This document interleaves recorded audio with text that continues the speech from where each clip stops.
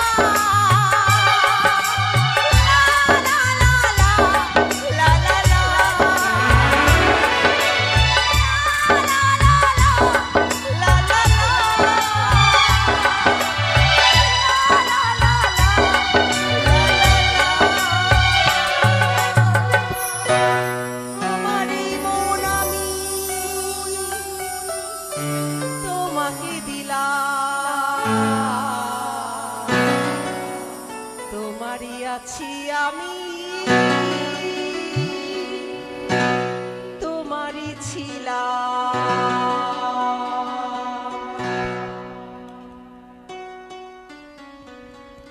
এ কি বে হলে? কেন তুমি অমন করে আমার কাছ থেকে দূরে পালিয়ে গেলে? এসো, আমার কাছে এসো না। না, তুমি আমার কাছে আসবে না। কেন? তুমি যতবার আমার কাছে আসছো, হ্যাঁ, আমি ততবারই যেন দুর্বল হয়ে পড়ছি। এই শোনো, পিতা আমাদের বলেছে কি সারা নিশি আমাদের জেগে কাটাতে হবে এই বাসর ঘরে।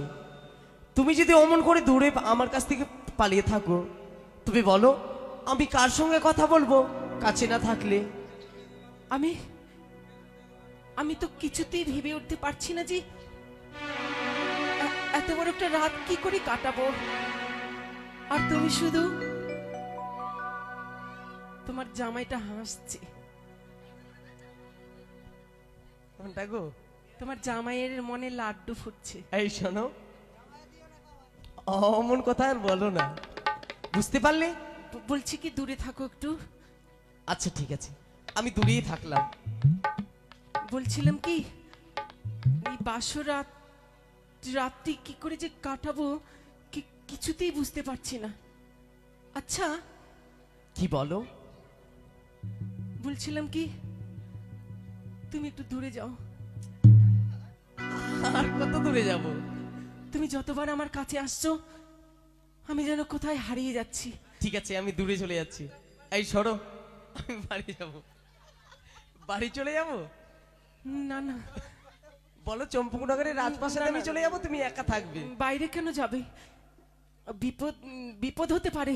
তুমি বাসরে থাকো, কিন্তু একটু দূরে। বেশ, তবে বলো বেহুলা, এই আমরা সারানিশি কি করে আমরা জেগে কাটাই এই বাসর ঘরে? বলছিলাম কি, বিয়ের আগে সখীদের সঙ্গে তো পুতুল খেলা খেলেছি।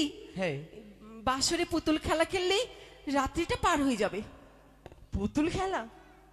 না বেহুলা, আমি যে পুতুল খেলা খেলতে পারবো না। তাহলে কি করে কাটাবো বলো? এই বাসর ঘরে আমরা দুজন মিলে খেলবো পাশা খেলা। পাশা? হ্যাঁ, পাশা!